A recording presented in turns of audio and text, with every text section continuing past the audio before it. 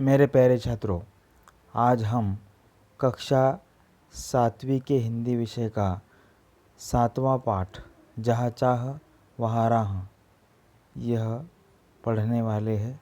इसका हम आज अध्ययन करने वाले हैं। पाठ का नाम है जहाँ चाह वहाँ राह। पढ़ो और समझो। पढ़ना है और समझना है। मैं आपको ये पढ़ाने वाला हूँ, समझाने वाला हूँ। बाद में आपने पढ़ना है, समझना है।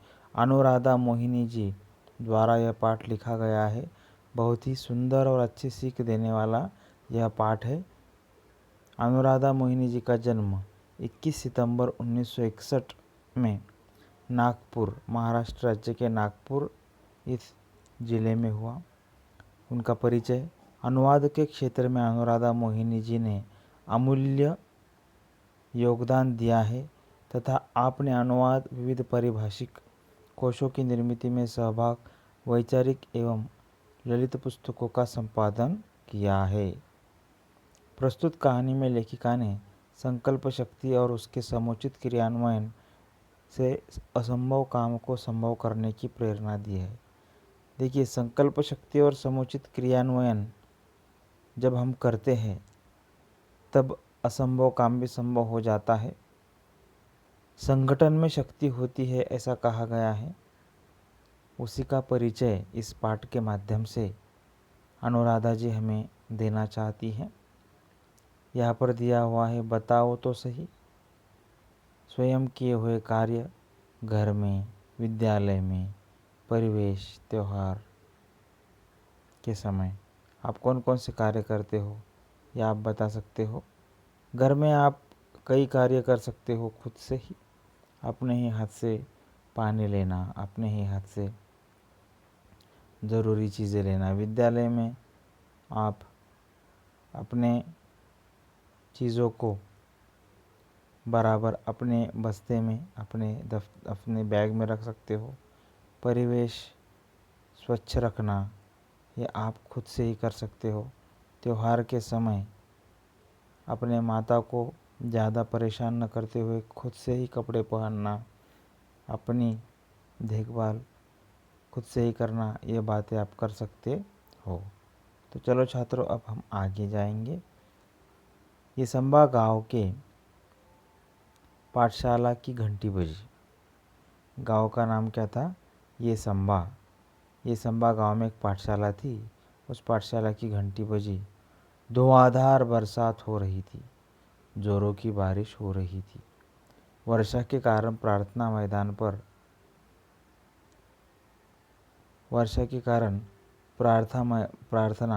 मैदान पर न होकर कक्षा में संपन्न हुई।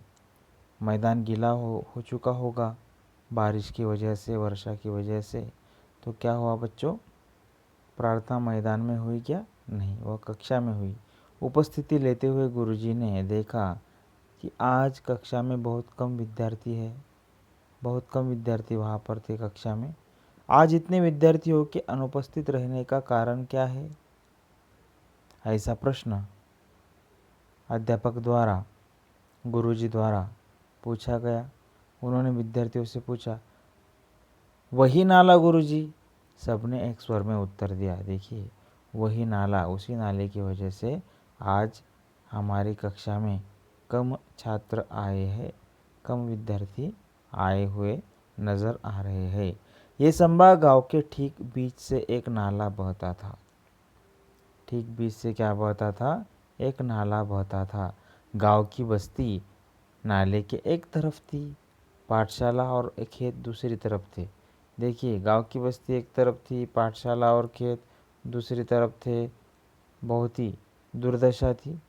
नाले की वजह से छात्र पाठशाला में आने में असमर्थ हो जाते थे। बारिश के दिनों में नाला बहुत तेज़ी से बहता था। बरसात के दिनों में नाले में कई बार 4 से 5 फीट तक पानी भर जाता था। बड़े बुजुर्ग तो किसी तरह अपने गाय बैलों के साथ नाला पार कर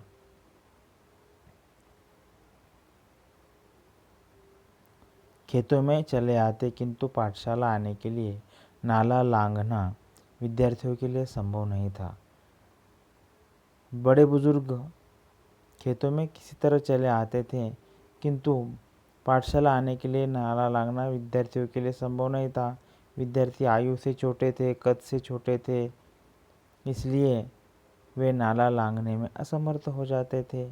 जब जब जोरों की बारिश होती, उस दिन कक्षा में विद्यार्थियों की उपस्थिति पर असर पड़ता। अनेक बार विद्यार्थी पूरे सप्ताह पाठशाला नहीं जा पाते। देखिए, जोरों की बारिश होने पर नाले के जल का स्तर बढ़ जाता था और फिर नाला लांघना छात्रों के लिए, विद्यार्थियों के लिए असंभव हो जाता था। उसका असर उपस्थिति पर पड़ जाता था। अनेक बार विद्यार्थी पूरे सप्ताह पाठशाला नहीं जा पाते। इसके चलते गांव में बरसात, नाले में भरा पानी, पाठशाला से छुट्टी, ये संभा की यही कहानी। देखिए, ऐसी ये संभा की कहानी हो गई थी। यह गीत गांव में प्रचलित हो गया था। गांव में बरसात, नाले में भरा पानी, पाठशाला से छुट्टी, ये संभा की यही कहानी। ऐसा जो गाना था, वो गीत था, वहाँ पर प्रचलित हो गया था। लगभग सभी वे वह गाना गाते थे। ऐसा दुख वो गाने के माध्यम से व्यक्त करते थे। पाठशाला में अनुपस्थिति का विद्यार्थियों की पढ़ाई पर बहुत बुरा प्रभाव पड़ता। अच्छी श्रेणी लाने वाले विद्यार्थी भी वार्षिक परीक्षा में पीछे रह जाते। सब परेशान थे, पर क्या करते, मार्ग असंभव था। देखिए, सब परेशान थे, पर क्या करते, मार्ग कैसा था, असंभव था। और अच्छे छात्र जो थे, अच्छे विद्यार्थी जो थे पढ़ाई में होशियार, वह भी पीछे रह जाते थे। वार्षिक परीक्षा में उनकी भी श्रेणी कम आ जाती थी। पढ़ाई पर बुरा असर पड़ता था उनके। असंभव में मूल शब्द संभव होता है। असंभव इस शब्द में मूल शब्द संभव है। यही संभावना एक दिन एकाएक काम कर गई। हुआ यह कि उस दिन भारी वर्षा के कारण ये संभा के अधिकांश विद्यार्थी पाठशाला नहीं जा पाए थे। सो दोपहर बाद बरसात थोड़ी रुकने पर चौपाल में बरगद के पेड़ के नीचे चबूतरे पर बैठे वे आपस में बातचीत कर रहे थे। और क्या हुआ, देखिए, यही संभावना एक दिन एकाएक काम कर गई। अब हुआ यह कि उस दिन भारी वर्षा के कारण ये संभा के अधिकांश विद्यार्थी पाठशाला नहीं जा पाए थे। सो दोपहर बाद बरसात थोड़ी रुकने पर चौपाल में बरगद का जो पेड़ था, उस पेड़ के नीचे चबूतरे पर बैठे वे आपस में बातचीत कर रहे थे। विद्यार्थी आपस में बातचीत कर रहे थे। उस दिन ज़्यादा से ज़्यादा विद्यार्थी जा नहीं पाए थे भारी बारिश होने की वजह से, क्योंकि नाले के जल का स्तर बढ़ गया था। तभी तुषार ने कहा, अरे, इस बरगद के पेड़ में भूत है, यहाँ क्यों बैठे हो? तुषार ने कहा, इस बरगद के पेड़ में भूत है और यहाँ पर क्यों बैठे हो? भूत ऊत सब कोरी कल्पना और बकवास है। क्या हम में से किसी ने भूत देखा है? सब केवल मनगढ़ंत बातें हैं। जूही ने कहकर बातचीत आगे बढ़ाई। जूही ने कहा कि भूत वूत नहीं होता है, यह हमारी कल्पना का निर्माण है। यह हमारी कल्पना है, ये बकवास है। बकवास यानी ये बिना अर्थ की बात है। क्या हम में से किसी ने भूत देखा है? हम में से किसी ने भूत देखा है कि कभी? नहीं, ये मनगढ़ंत है, मन से बनाई हुई बातें हैं। तो प्यारे छात्रों, भूत नहीं होता है, सचमुच भूत होता नहीं है। आप किसी से भी जाकर पूछ लो, उन्होंने भूत देखा नहीं है। मैंने भी भूत नहीं देखा है। और आपने अगर ढूंढना चाहा भूत को, तो आपको भी भूत नहीं दिखेगा। इसलिए भूत वूत ऐसी कोई चीज़ होती नहीं है। आपको जो दिख रहा है उस पर विश्वास कीजिए, अपनी पढ़ाई पर ध्यान दीजिए, अपना ख्याल रखिए, अपनी सेहत को संभालिए। तो चलो अब हम आगे बढ़ते हैं। जूही ने कहा कि ये सब मनगढ़ंत बातें हैं, कल्पना का निर्माण है, ये कोरी कल्पना है, बकवास है, भूत होता नहीं है। आज एक और अनुपस्थिति लग गई मेरी। अब तक 14 अनुपस्थितियाँ हो चुकी इस बरसात में। उज्ज्वला ने परेशानी भरे स्वर में कहा, देखिए, जो छात्र या जो छात्रा ईमानदार होती है पढ़ाई के बारे में, वह छात्र या छात्रा जब पाठशाला में नहीं जाती है, नहीं जा पाती है या नहीं जा पाता है तो उसे बहुत दुख होता है। आपको भी दुख होता होगा ना कि अब इस कोरोना वायरस की महामारी की वजह से हम घर में हैं, हम जा नहीं पा रहे हैं पाठशाला में, तो ये दुख भरी बात है।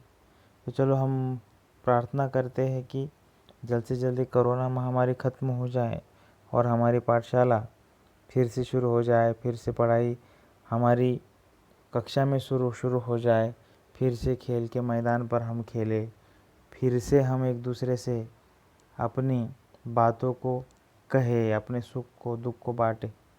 ऐसे हम प्रार्थना करेंगे। यहाँ पर दिया हुआ विचार मंथन, श्रद्धा और विज्ञान जीवन के दो पक्ष महान। श्रद्धा होनी चाहिए, अंधश्रद्धा नहीं होनी चाहिए। विज्ञान है, विज्ञान विशेष ज्ञान। देखिए, श्रद्धा हो लेकिन अंधश्रद्धा न हो, ये बात बिल्कुल ध्यान में रखना है। चलो अब हाँ हम आगे जाएंगे। मेरी तो कुल उपस्थिति ही शायद 14 होगी। तो यहाँ पर हमने देखा कि कौन छात्रा है, यह उज्ज्वला कह रही है कि 14 अनुपस्थितियाँ हो चुकी मेरी बरसात में, 14 दिन में एब्सेंट रही, 14 दिन अनुपस्थितियाँ हो चुकी है। मेरी तो कुल उपस्थिति शायद 14 होगी, शुभम ने कहा। तो सब हंस पड़े। हंसी वाली बात है तो हंस पड़ेंगे ही ना। उसने कहा कि मेरी तो उपस्थिति कुल 14 दिन ही होगी। उज्ज्वला कह रही कि मेरी 14 अनुपस्थिति हो गई, और ये शुभम कह रहा है कि मेरी तो कुल उपस्थिति शायद 14 होगी। लेकिन क्या हम हर बरसात में ऐसे ही चर्चा करते रहेंगे और अपनी पढ़ाई का नुकसान होने देंगे? क्या हम ऐसे ही हाथ पर हाथ धरे बैठे रहेंगे? आशीष ने गंभीर स्वर में पूछा। हम कर भी क्या सकते हैं, हम तो बच्चे हैं, तुषार ने कहा। देखिए, तुषार ने मन महसूस कर कहा कि हम कर भी क्या सकते हैं, हम तो बच्चे हैं। सच कहा तुषार तूने, हम बच्चे कर भी क्या करते, हम बच्चे कर भी क्या सकते हैं, हम बच्चे कर भी क्या सकते हैं। इस वाक्य को गीत की तरह गाकर एक साथ तालियां बजाकर वहाँ बैठे बच्चे जोर जोर से हंसने लगे। हम बच्चे कर भी क्या सकते हैं, हम बच्चे कर भी क्या सकते हैं। हंसो मत, कोई कुछ कर सकता है तो वह हम ही हैं। देखिए, हंसो मत, कोई कुछ कर सकता है तो वह हम ही हैं। आत्मविश्वास भरा स्वर दामिनी, आत्मविश्वास भरा यह स्वर किसका था? दामिनी का था। इस स्वर में आत्मविश्वास था, हिम्मत थी, हौसला था। हर समस्या का निदान संभव है। प्रकृति ने विचार करने के लिए हमें बुद्धि दी है। संसार में कुदरत ने, निसर्ग ने, प्रकृति ने हमें विचार करने के लिए बुद्धि दी है। मुझे विश्वास है कि हम सब मिलकर विचार करेंगे तो कोई न कोई रास्ता अवश्य मिलेगा। कोशिश करने वालों की कभी हार नहीं होती। मेरे प्यारे छात्रों, कोशिश करने वालों की कभी भी हार नहीं होती। इसलिए हमें निरंतर कोशिश करनी चाहिए, हमें अखंडता से कोशिश करनी चाहिए, हमें अपने कर्तव्य से एकनिष्ठ होकर कोशिश करनी चाहिए। हम कभी भी हार नहीं सकते। कोशिश करने वालों की हार नहीं होती। दामिनी की बातों ने बातचीत का माहौल बदल दिया। वहाँ का वातावरण बदल गया। दामिनी की बातों ने बातचीत का माहौल ही बदल दिया। हर कोई गंभीर होकर समस्या के हल के बारे में सोचने लगा। अब ये समस्या है, इस पर उपाय सोचना, इस पर उपाय निकालना ज़रूरी है। और इस समस्या के हल के बारे में हर कोई सोचने लगा। हल मिल गया, हम बरसात में भी पाठशाला जा सकते हैं। देखिए, हल मिल गया, उपाय सूझ गया। आशीष की आंखों में चमक और स्वर में उत्साह था। आशीष की आंखों में चमक थी, स्वर में उत्साह था। कैसे?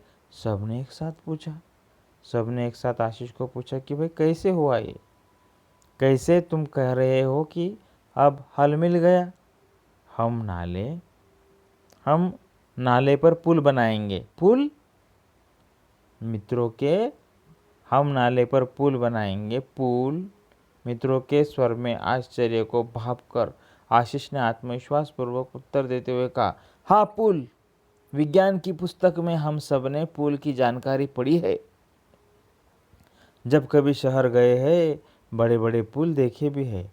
जब भी हम शहर गए तो बड़े बड़े पुल भी देखे हमने। अंतर्जाल से हम जानकारी भी प्राप्त कर सकते हैं। गांव का नाला बहुत ज़्यादा चौड़ा नहीं है, हमें लगभग 10 फीट का पुल बनाना होगा। हमें लगभग 10 फीट का पुल बनाना होगा। पुल कितने फीट का बनाना होगा बच्चों? 10 फीट का पुल। गांव का नाला बहुत ज़्यादा चौड़ा नहीं है, छोटा है वह, 10 फीट तो ही है उसकी चौड़ाई। अब देखो, अंतर्जाल से हमें जानकारी भी प्राप्त कर सकते हैं हम। इंटरनेट से हम जानकारी भी प्राप्त कर सकते हैं। जब कभी शहर गए हैं, बड़े बड़े पुल देखे भी है।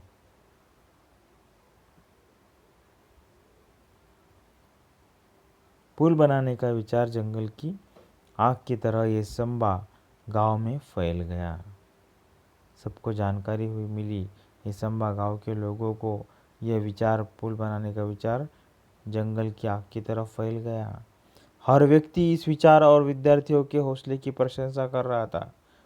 हर व्यक्ति इस विचार की, विद्यार्थियों के हौसले की, आत्मविश्वास की स्तुति कर रहा था, प्रशंसा कर रहा था। विद्यार्थियों ने छोटे छोटे समूह बनाकर इस प्रकल्प की बारीकियों पर काम करना शुरू कर दिया। सामग्री की सूची बनाई, क्या क्या सामग्री लगने वाली है, क्या क्या चीज़ें लगने वाली है, इसकी सूची उन्होंने बनाई। सामग्री खरीदने के लिए 20-20 रुपये एकत्रित करना आरंभ किया। कितने कितने रुपए बच्चों? 20-20 रुपये। अब तक पाठशाला के शिक्षक और गांव के लोग भी सहायता के लिए आगे आ चुके थे। शिक्षक और गांव के लोग भी आगे आ चुके थे। देखते देखते सामग्री के लिए आवश्यक राशि जमा हो चुकी थी। सामग्री के लिए जितनी राशि, जितना पैसा आवश्यक था, वो सब जमा हो चुका था। बुजुर्गों का अनुभव, युवाओं की शक्ति, विद्यार्थियों का उत्साह, सब साथ मिलकर काम कर रहे थे। संगठित प्रयासों से काम आकार लेने लगा था। संगठित प्रयास होने लगे थे, सब मिलजुल कर काम करने लगे थे और इस संगठित प्रयासों से काम आकार लेने लगा था, काम दिखने लगा था। सीमेंट के पाइप खरीदे गए, सीमेंट के पाइप खरीदे गए, पत्थर इकट्ठे किए गए, ईंटें आई, बंजर जमीन से मिट्टी खोदी गई। गांव के छगन बाबा नामक, नाम क्या था बाबा का? छगन बाबा।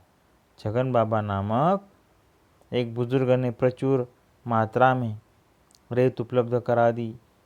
रेत का इंतज़ाम भी हो गया, रेत की उपलब्धि भी हो गई। पुल बनाने के लिए पूरे गांव के हाथ एक साथ मिट्टी का भराव करने लगे। पुल बनाने के लिए मिट्टी का भराव ज़रूरी होता है। गांव के सभी हाथ, गांव के हाथ एक साथ मिट्टी का भराव करने लगे। हर दिन स्वप्न पूर्ति की ओर एक एक कदम बढ़ाने लगा था गांव। एक एक कदम बढ़ाने लगा था गांव। देखिए यहाँ पर वाचन जगत से एक दिया हुआ है, हमें वाक्य क्या करना है देखते हैं। गणतंत्र दिवस पर सम्मानित बच्चों के बहादुरी के प्रसंग पढ़ो और पसंदीदा किसी एक का वर्णन करो। बहादुर बच्चों को गणतंत्र दिवस के उपलक्ष्य में, गणतंत्र दिवस के अवसर पर पुरस्कार दिए जाते हैं बच्चों। और गणतंत्र दिवस पर सम्मानित बच्चों के बहादुरी का प्रसंग, बहादुरी के प्रसंग पढ़ो और पसंदीदा किसी एक का वर्णन करो, ऐसा यहाँ पर दिया हुआ है। यहाँ पर आपको संकेत स्थल भी दिया हुआ है, इस संकेत स्थल पर जाकर आप देख सकते हो। तो अब हम आगे जाएंगे और सफलता की ओर एक एक कदम बढ़ने लगा, लक्ष्य की ओर एक एक कदम गांव का बढ़ने लगा। अंततः आनंद की वह सुबह भी आ गई। वर्षों की कठिनाई दूर हुई केवल 15 दिनों में। कितने दिनों में? 15 दिनों में ग्रामीणों और विद्यार्थियों के सामूहिक श्रमदान से पुल बनकर तैयार हो चुका था। पुल बन गया, पुल बनकर तैयार हो गया। पूरे गांव के लिए यह अद्भुत उपलब्धि थी। गांव के लिए यह अद्भुत उपलब्धि थी। सभी ने एकता, संगठन और श्रमदान का महत्व भी समझा था। एकता का महत्व, श्रमदान का महत्व, संगठन का महत्व, मेहनत का महत्व, एकात्मता का महत्व गांव के लोगों ने समझा था। बरसात में इस बार भी नाले में पानी भरा था, पर विद्यार्थी हंसते खेलते, देखिए इस बार भी नाले में पानी भरा था जोरों की बारिश की वजह से।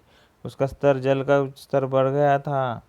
बरसात में इस बार भी नाले में पानी भरा था, पर विद्यार्थी हंसते खेलते पुल से पाठशाला की राह जाने लगे। हंसते खेलते जाने लगे वे। अब उनके मन पर किसी भी प्रकार का तनाव नहीं था। पुल भी विद्यार्थियों के हौसले को दाद देता। पुल भी उनके आत्मविश्वास की प्रशंसा करता। मानो मन ही मन कह रहा था, जहाँ चाह वहाँ राह। बच्चों, इस वाक्य को मन में रख दो। इस वाक्य को मन में ऐसे बिठा लो कि जीवन में जब भी आपको कुछ करने की चाह आपके मन में उत्पन्न हो, जब भी कुछ करने की चाह आपके मन में निर्माण हो, तो आपको राह अवश्य मिलेगी। और आज का जीवन तो ऐसा है कि संसाधनों की, साधनों की, सामग्री की उपलब्धि है। ज़रूरत है तो आपकी इच्छा की, ज़रूरत है तो आपके आत्मविश्वास की, ज़रूरत है तो आपके हौसले की, और ज़रूरत है तो आपके कर्तव्य के निरंतरता की। और इसकी अगर आपने पूर्ति की तो मेरे प्यारे छात्रों, आपको जो चाहे वो मिल सकता है। आपको जो बनना है वो आप बन सकते हो। आप जो करना चाहते हो वो कर सकते हो। जहाँ चाह वहाँ राह। क्या कहने लगा मन ही मन पुल, जहाँ चाह वहाँ राह। आप इसको अंग्रेजी में बोलते हैं when there is a will there is a way. इच्छा तेथे मार्ग, ऐसा मराठी में कहा जाता है। देखिए, ये बहुत ज़रूरी है कि आपकी चाहत होनी चाहिए, सकारात्मक चाहत होनी चाहिए। कुछ चाह रखो और आपको राह ज़रूर मिलेगी मेरे प्यारे छात्रों। अब हम आगे जाएंगे। जूही ने अपने बड़े भाई की सहायता से पुल के उद्घाटन का वृत्तांत बनाया और संगणक की सहायता से शिक्षा निरीक्षक के सामने प्रस्तुत किया। शिक्षा निरीक्षक के सामने उन्होंने प्रस्तुत किया। जूही जो छात्रा थी उसने अपने बड़े भाई की सहायता से पुल के उद्घाटन का वृत्तांत बनाया और शिक्षा निरीक्षक के सामने रख दिया। इसका अनुवाद संजय जी भारद्वाज ने किया है। हमने क्या समझा? हमने यह समझा कि जब हमारे मन में कोई चाह उत्पन्न होती है, उसके लिए हमें राह ज़रूर मिलती है, यह हमने समझा। अब शब्द वाटिका दी हुई है यहाँ पर। लांघना, पार करना, असर, परिणाम, बकवास, व्यर्थ की बातें, निदान, समाधान, माहौल, वातावरण, हल, निराकरण, भापना, अंदाज लगाना, हौसला, हिम्मत, राशि, धन, प्रचुर, अधिक, जहाँ चाह वहाँ राह, इच्छा होने पर मार्ग अवश्य मिलता है। खोजबीन, भारत सेना संबंधी जानकारी ढूंढो और लिखो। विभाग, पद, पोशाक, कार्य, इनकी जानकारी आपको ढूंढना है और लिखना है। देखिए, अब ये आपको पाँचवें में विज्ञान में था। जैसे रोग, तपेदिक, जिसे उसको टीबी कहा जाता है, ट्यूबरकुलोसिस, उसके लिए टीका कौन सा है? BCG। तो ये अलग अलग जो रोग दिए हुए हैं यहाँ पर, डिप्थीरिया, खसरा, rota virus, rubella, typhoid, hepatitis A, tetanus, इनके लिए कौन कौन सा टीका है, ये आपको सामान्य विज्ञान 5वीं कक्षा पाठ 23 में देखना है और लिखना है मेरे प्यारे छात्रों। दृढ़ संकल्प से ही सपने साकार होते हैं। संकल्प दृढ़ होना चाहिए। सपने हमारे कैसे हो? हमारे इरादे अगर दृढ़ हो, मजबूत हो, तो हमारे सपने साकार हो सकते हैं। किसने किससे कहा है? आज इतने विद्यार्थियों के अनुपस्थित रहने का कारण क्या है? गुरुजी ने विद्यार्थियों से कहा, जब कभी शहर गए हैं, बड़े बड़े पुल देखे भी है। किसने कहा? आशीष ने कहा। कहानी के शीर्षक की सार्थकता बताओ। शीर्षक की क्या सार्थकता है? कि जब हम मन में कोई इच्छा रखते हैं तो मार्ग हमें ज़रूर मिल जाता है। आशीष ने छात्रों से कहा, यहाँ पर उसके दोस्तों से कहा। कहानी के शीर्षक की सार्थकता बताओ। सार्थकता यह है कि जब हम कोई इच्छा मन में रखते हैं तो हमें राह ज़रूर मिलती है। आंखों देखी किसी घटना का वर्णन करो। किसी घटना का वर्णन, बहुत सी घटनाएं होती घटती है, किसी एक घटना का वर्णन कर सकते हो। इस कहानी का सारांश लिखो। इसका सारांश आप क्या लिख सकते हो? कि संगठन में शक्ति है। और सारांश जो है वो ये है कि एक विचार से प्रेरित होकर जब कुछ लोग काम में जुट जाते हैं तो सफलता मिलती ही है। भारत को आज़ादी मिली 15 अगस्त 1947 को किसी एक व्यक्ति की वजह से मिली क्या? नहीं। स्वतंत्र सेनानी जो थे, क्रांतिकारी लोग जो थे, उन्होंने अपने खुद के प्राण का विचार न करते हुए आज़ादी प्राप्त करने के लिए खुद को झकझोर दिया, तब कहीं जाकर हमें आज़ादी मिली मेरे प्यारे छात्र। देखिए भाषा की ओर। निम्नलिखित वाक्यों को पढ़ो और मोटे अक्षरों में छपे शब्दों पर ध्यान दो। उद्देश्य और विधेय ये संकल्पनाएं हम पढ़ने वाले हैं, ध्यान में लेने वाले। अलग करके लिखो उद्देश्य और विधेय। हिमालय देश का गौरव है। महासागर अपने देश की चरण पखारता है। निखिल कश्मीर घूमने गया था। मुंबई देश की आर्थिक राजधानी है। परिश्रम सफलता की कुंजी है। ऐसे यहाँ पर दिए हुए और यहाँ पर क्या कहा है कि मोटे अक्षरों में छपे शब्दों पर ध्यान दो, पढ़कर उद्देश्य विधेय अलग अलग करके लिखो। अब देखिए इसके नीचे दिया हुआ है, ये हिमालय, महासागर, निखिल, मुंबई, परिश्रम, इनके बारे में कहा गया है। वाक्य में जिसके बारे में कहा या बताया जाता है वह उद्देश्य होता है।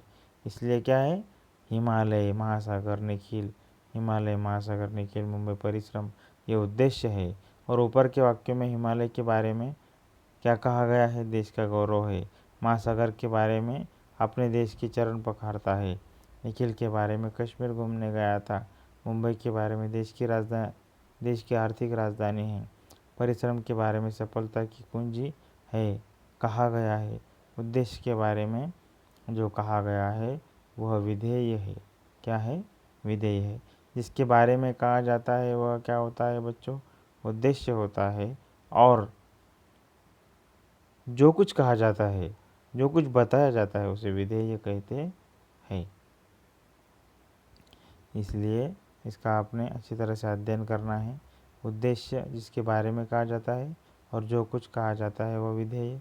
हिमालय, महासागर, निखिल, मुंबई, परिश्रम, यह उद्देश्य है और यह सब क्या है? यह सब विधेय है। तो मेरे प्यारे छात्रों, हमने जहाँ चाह वहाँ राह इस पाठ का अध्ययन किया है। आप इस पाठ को बार बार पढ़ो, अच्छी तरह से इसकी रिवीजन करो। आपको अच्छी तरह से पढ़ाई करना है और इसका स्वाध्याय जो है उस स्वाध्याय के प्रश्न के उत्तर भी आपको लिखना है। अगर आपने मेरे चैनल को सब्सक्राइब नहीं किया है तो ज़रूर सब्सक्राइब कीजिए, वीडियो को लाइक कीजिए, कमेंट कीजिए और शेयर ज़रूर कीजिए। बहुत बहुत धन्यवाद।